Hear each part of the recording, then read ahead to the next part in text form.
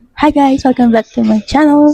Kung ikaw ay isang SSS Uplift Assistance Group 3 beneficiary at nakatanggap ka ng notification na invalid account number o unsuccessful crediting, huwag ka munang mag-alala guys. Baka maibabalik at ma-recredit pa ang assistance mo. So sa case ko guys, sa active assistance ko para sa July 2026 na dapat ma-credit sa aking disbursement account. Pero ang problema, close na pala yung aking bank account na nakaregister sa SSS. So, kaya hindi siya pumasok. Kaya hindi pumasok yung ating 2,000 at nakatanggap ako ng notification na your DSWD Uplift Assistance for July 2026 have been returned to SSS due to unsuccessful crediting to your disbursement account.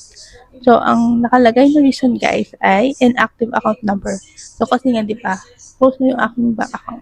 Sa video na ito, ipapakita ko sa inyo ang step by step kung paano ko ginawa from checking ng na SSS notification pag-enroll ng bagong bank account, so papag-upload ng ating supporting documents, so hanggang sa for approval paano ito naging active disbursement account. So kung kayo ay may ganitong notification, panoorin niyo ito hanggang dulo para makita niyo ang actual process na ginawa ko. Tara, simulan na natin! First, i-check natin yung ating notification. Dito, makikita na ang dating disbursement account ay yung bank account na nakaregister sa SSS. Unfortunately, close na yung aking bank account na iyon. So, kaya hindi na na-credit doon yung aking uplift assistance. So, ang result, nakalagay sa SSS notification ay invalid account number. Pero guys, huwag kayo mag-alala dahil mayroong bagong notification nga pinadala sa SSS. So, sa magandang part dito guys, sinabi ng SSS na return ang assistance proceeds sa SSS. At kailangan ko mag-re-enroll ng bagong disbursement account ko, mag-enroll ng iba para ma-facilitate ang recrediting. Sa notification ko guys, sinabi ng SSS na kailangan mag-enroll na disbursement account o mag-enroll ng bagong disbursement. So, yan. So, before August 11. So, kaya yun guys, nakita ko to agad. Sobrang talaga nag-upload agad ako guys. And first guys, mag-remove muna tayo ng active disbursement account para matanggal yung aking lumang close bank account. So, mga close na yun guys. So, pagka-login natin sa MyDebtSSS, pumunta tayo sa services. Then, click nyo yung ating disbursement account or DAM. So, piliin nyo yung ang active bank account na gusto nyong tanggalin o deactivate or remove. After that, check yung email registered sa SSS at click ang click here. So, pagka-click nito guys, so, automatic magla-login ulit siya guys. So, may magpa-pop up sa notification na i-confirm yung removal. And that's it guys, successfully removed na ang ating dating bank account or ating old bank account. So, ngayon guys, papakita ko naman kung paano mag-enroll ng bagong bank account sa MyDebtSSS. So, step 1, mag-login po tayo sa MyDebtSSS. So, pag nasa dashboard na po tayo, hanapin natin yung services. Then, click nyo po yung disbursement account. So, ayan. Tapos, pag nasa disbursement account page na po tayo, may kita natin yung enrollment process. So, dito po tayo mag-enroll. So, lalagay po natin yung tamang required bank information. So, check nyo ng mabuti yung ating bank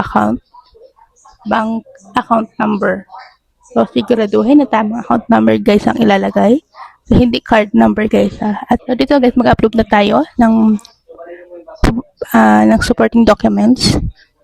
So, meron tayo dito guys. So, next step, mag-upload na tayo ng ating supporting documents. So, dito natin i-upload yung ating meron tayong tatlong requirements guys bago i-upload ng supporting documents para sa disbursement account.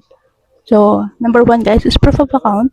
Pwedeng ATM card, pwedeng passbook, bank statement, certificate, deposit slip, o screenshot na mobile or online banking. Sa case ko, deposit slip ang ginamit ko. Then, valid ID, kailangan government issued ID, tulad ng yung national ID, driver's license, o passport. So, number 2 guys, selfie photo. Selfie, hawak ang valid ID, at proof of account para sa verification. So, make sure guys ha, na malinaw at readable ang lahat ng details bago natin i-upload. So, ayan guys. So, pagkatapos mag-upload, pupunta po tayo sa review. So, pwede nyo ma-click yung review, then makikita nyo kung yung image na image or document na in-upload nyo. So, double check natin yung information, lalo na yung account number, Sa supporting documents, yung tatlong requirements natin guys na proof of account, valid ID, selfie photo. Ayan guys. So, wag agad-agad i-submit guys. So, after ko ma-submit, ito na yung lumalabas sa screen ko guys. May kita dito, you have successfully enrolled your bank account details to SSS. At may transaction number din na binibigay ang SSS. So, ibig sabihin successful ng enrollment submission ko.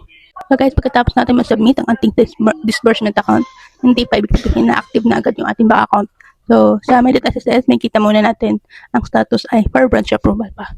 So, ibig sabihin, kailangan pa itong dumaan sa approval ng SSS branch. So, kaya ang gagawin natin dito ay maghintay muna sa approval ng SSS. Kapag na-approve na ng SSS branch ang ating enrolled bank account, saka pa magbabago ang status nito at lalabas na bilang active disbursement account. At kung gusto niyo malaman ang resulta, so follow at i-subscribe niyo ako guys. So, para updated kayo. So, maraming salamat po sa panonood. Ingat tayong lahat. God bless! Bye-bye!